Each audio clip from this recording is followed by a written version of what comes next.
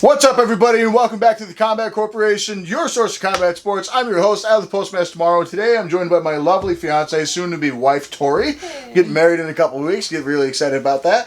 But basically today, we just finished recording the boxing rap, and we're going to do an MMA rap today, guys. And it's because I got a couple recommendations from subscribers. I wrap hands locally for professional and amateur circuits, whether it be for USMTA, United States Muay Thai Association, ISKA, or New York State Athletic Commission, whoever it's been, I have wrapped hands for.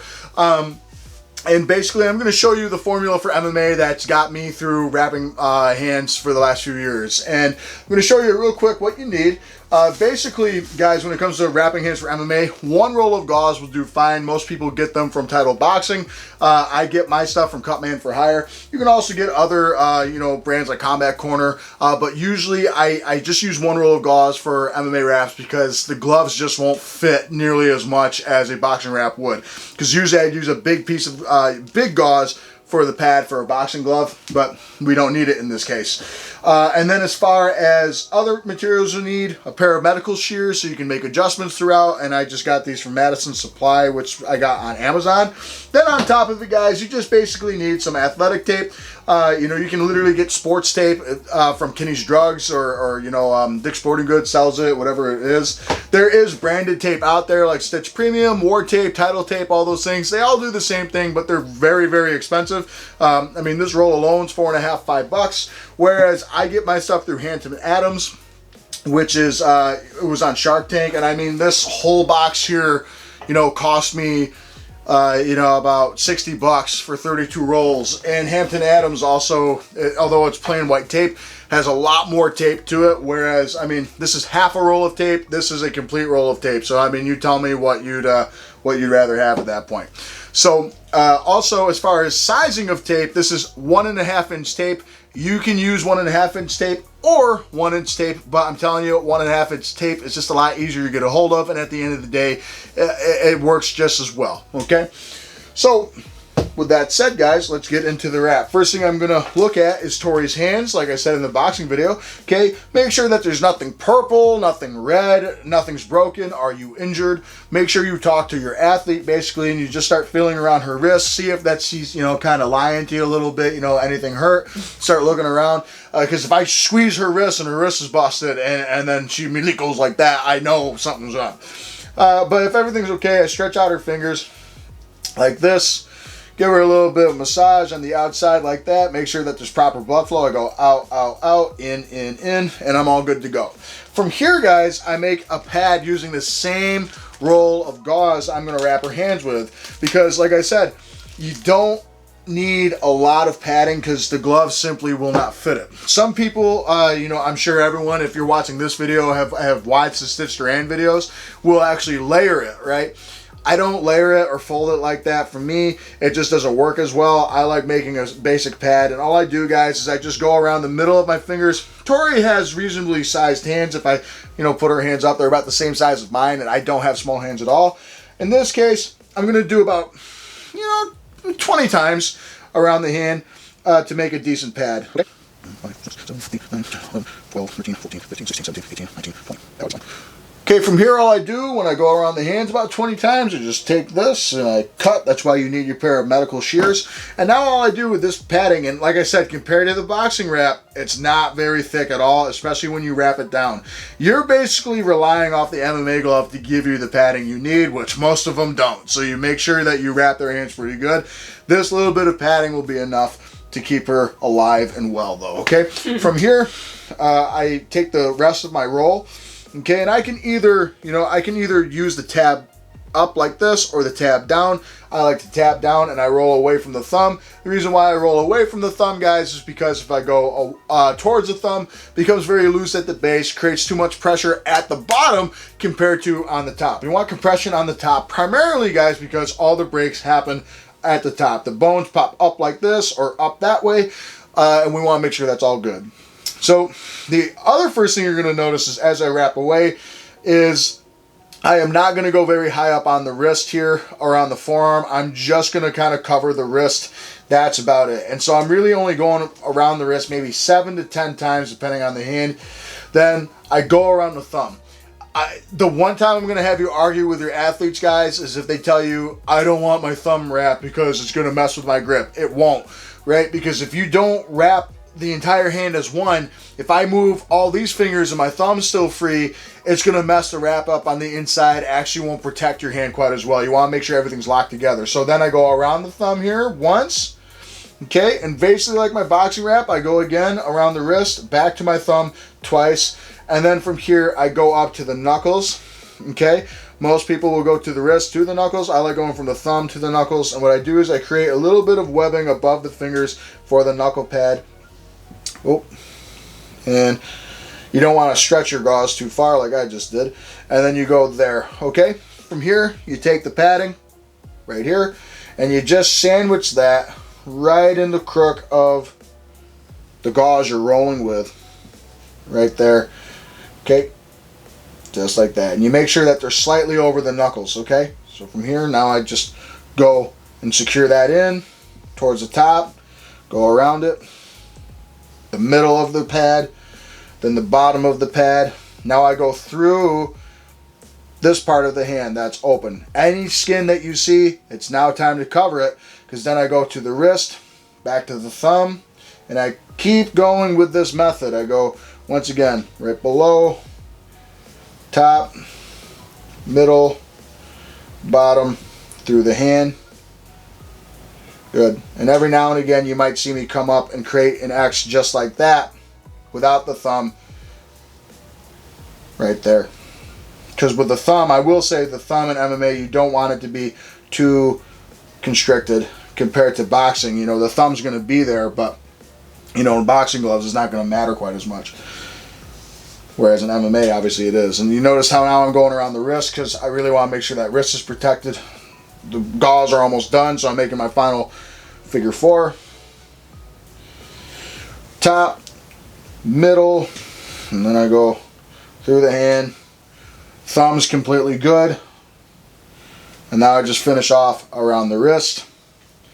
Okay, and now everything's all set. I have her close her fist as I'm finishing off. None of the gauze are sticking out at all. Sometimes they will, so you just go and catch it back.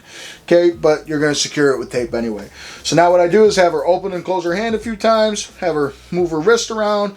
You know, Tori does not always like her wrist restricted, so therefore I know that, but I want to make sure that she feels as free as possible. From here, guys, I just take my tape, okay, and I can take it like this, but I just make a little rip like that, and I just take the tab that we finished down right there and just marks it up. That way, you know, the gauze at the bottom aren't flipping and flopping all over the place. She turns her hand over, and you'll notice that her palm is open and exposed. Okay, see how I can bring that down? When MMA wraps, I want it below the palm as best as I can, okay? So I'll make sure the gauze is here, and this bar right here, I want it to be as small as possible. That's another reason why we don't use a whole lot of gauze when we wrap the hands, because we want to be able to fit the glove in perfectly without having anything mess up. But what I do now is I go through the fingers, because this is what keeps the padding in place, and I just measure this way. For people that are doing this the first time, just measure it like this to the back of the hand, right through there. It's about the length I need, probably a little bit longer than I really need, honestly. I'm just trying to give you a measurement. And then I come here, and all I do, through the top. Some people like using a whole big strip of tape. I don't. I come down here, I split it right down the middle. And to me, that's just going to be more comfortable for Tori at the end of the day, the smaller strips of tape. And don't worry if these fold. Sometimes it happens. You're going to fold it anyway. You're going to do that 3 times so you can make 6 strips. In this case, I'm wrapping one hand, so I don't need that many. I rip it right down the middle. I go nice and slow when I rip too, because if you go too fast, it'll stick together and fold uncomfortably. Okay, so what I do now, the only piece of tape that can go over the knuckles really is actually through here. It's going through the canal of the knuckle. What I do here is I'm pulling up this bar until the adhesive comes up on the other side. Okay, from here I have a little bit of slack and I just pinch it. I don't twist the tape. Some people do, but most commissions are not allowing that anymore. What I do here is I run it through, have her close her fist so it conforms, turn it over. Good. And like I said, I ripped it probably too far just for the example. All I do is I just rip the bottom and we're good to go. Okay, and you just go straight down the canal of the knuckles, and you do that. The middle finger, for me, this is what I do. If I could get this piece of tape off my hands, jeez. So I go through the middle finger, then through the pinky, just like that. Same thing, I tuck it through till it meets to the other piece of tape, so it's nice and secure. Through the canal, close it, turn it, good. Now I come here, boop, and tuck that down there. That way it's right out of the way. Okay, and one more piece. Like I said, if I can get this piece of tape off, wow. Now they're both stuck to me, folks. All right, let's see. Very good. So now what I do is I turn it around one more time. Tori really wants a snack right now. Everybody. I do want a snack. Close it. Turn it. I'm hungry. But I asked her if she'd do a video for me, and she said yes. And then sometimes if it's just bunched up at the bottom, guys, like I said, you just need this to secure the padding. You just take the medical shears and you cut it off like that. From here, what I do, okay, is I have her open her hand, close it, good. And then I just make just an even layer, bracing the top like this. And I just go around. Why I like 1.5 inch tape, I'm already done with the wrist, just like that. Okay, go around one more. Get that wrist secure, okay, because that's probably the area that's going to give her a lot of issues. Turn it, okay, make sure there's no tape on the palm. There's a little bit, but that's normal. Okay, and you just tuck it underneath like that. That way the gauze don't ride up. Perfect. Turn it. From here, some people will do the entire hand. I do not. I create my splint, and what I do is I have her open it. I put my finger right here below the knuckles because, guys, that's exactly where the commission wants you to have it, is right below. Okay, and I come here. I fold that piece of tape down. Okay. And I come across, have her close it. That way the tape conforms, and I just rip it like that. Then I just basically have her open it again. Once again, you might catch the crook of the thumb. That's completely normal. Okay, close it. And I just go below. And what this does, you can't rip tape slow. When I'm demonstrating, I'm ripping the tape. I'm going slow for you guys, and I'm splitting the tape as I do it. Anyway, so I just go below. Now I go to the thumb like that. Below. I didn't have her open it and close it. That's okay. But I have her open it this time. Most people just keep it closed anyway. Close it. Open. Close it. I'm just going down and following the line. One more. Open. Close it. Perfect. Now from here, I'm going to protect the fine bones in her wrist and her back of her hand by creating an X. Open. I go where I originally made the mark. Fold that down. Okay. Now what I do is I have her close it. I come there, okay, making an X. Close it. It's already closed. I don't know why I said that. Then I have it go to the other end, making that X. Open. Okay. And I go down, close it. Good. Have it rip. Good, just like that. Then I do the same thing just below the other X. Open. So I go right here, crook of the thumb just about. Close it. Perfect. Open. And close. Perfect. So now from here, guys, there are some people that will do in boxing or in MMA, you know, it's called casting. This is splinting, then there's casting. They're basically interchangeable. They'll go down the hand, you know. I don't personally do that. I don't think there's a need to do that unless their hand is really bad. In this case, Tori's got strong hands. So what I do is I have her open it one more time. I get into the crook of the hand, have her close it. Now I have her keep it closed. And I just come here. I just make my last little layer going that way. Okay.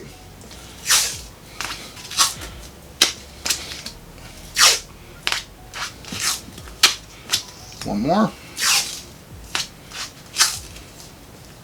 Whoop, perfect. Okay, now from here, all I do, okay, open. For MMA, okay, it is a little different from boxing. I don't like to go around the entire hand because that will constrict the thumb a little bit. So what I do here is, because the gauze underneath here need to be completely covered, is I have her turn it. Yep.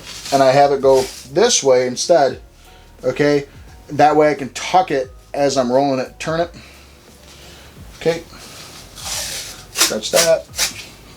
Once the tape starts to get a little short, then I rip it one more time. So now the palm is closed. If I go too far around, there's too much material. I just find fighters really don't like too much material on the back of their hands when they're doing that. So that's what I do. Now how I secure the thumb, guys, is different. And this is how I finish off the wrap. I come here into the crook of the thumb. I gotta go that way, my fault. Into the crook of the thumb. Really stretch this out here like that. Make sure you don't catch anything else. Just like that. Okay. And now from here, I finish it off. Have her close her fist. Now I just roll down the wrist as a whole one more time. Half a roll of tape for Hampton and Adams is all it took me. And the wrap is done. Okay. So I have her open it, close it, open, close it. Good. I have her grip as tight as she can. Make sure that she's able to do it. Shake my hand. Okay. I have her squeeze. How's that feel? Good. Give it a solid shot. Good. Okay. So that's basically all done. And then if there's any axis, guys, and I know maybe the end of that wrap might be weird for some. I do it that way so you have the mobility of the thumb here, okay? That's the whole idea, is that she's able to open and close, get a good grip. I don't like doing it the boxing way, because the boxing way, I try and keep the hand in like this for a boxing wrap, whereas an MMA glove, if I actually stand up and get a pair here. Mm-hmm. Let's see. A good pair that everyone uses. If I can find the left-hand pair, that'd be great. Yep. No, that's the right. Okay. So, Everlast Power Locks, right? I put it in here, and it fits perfect. Okay. Mm-hmm. So what I do, and I strap that. Now look how her thumb is able to move freely in that. Okay. And that's because professional gloves have the thumb exposed. So if I restrict that motion, it's going to make everything uncomfortable. Now, if it's an amateur bout, I don't worry as much, because amateur gloves do have the thumb guard. But that's basically the professional MMA fight wrap. You can use that for MMA. You can use that for Sambo, I guess. I don't know exactly what they do in Sambo, but this works pretty good. Very light wrap. It's enough padding on the knuckles to keep her knuckles from breaking. Really heavy on the back of the wrist as far as tape goes. And that's just about it. So, Tori, thank you so much for joining me today. If you guys have any questions or comments, please do that in the comment section below. Like, comment, and subscribe as always. And hit that notification bell for more source of combat sports. The Combat Corporation. I've been Al the Postmaster Morrow. This has been Tori. And I'll see you on the next episode.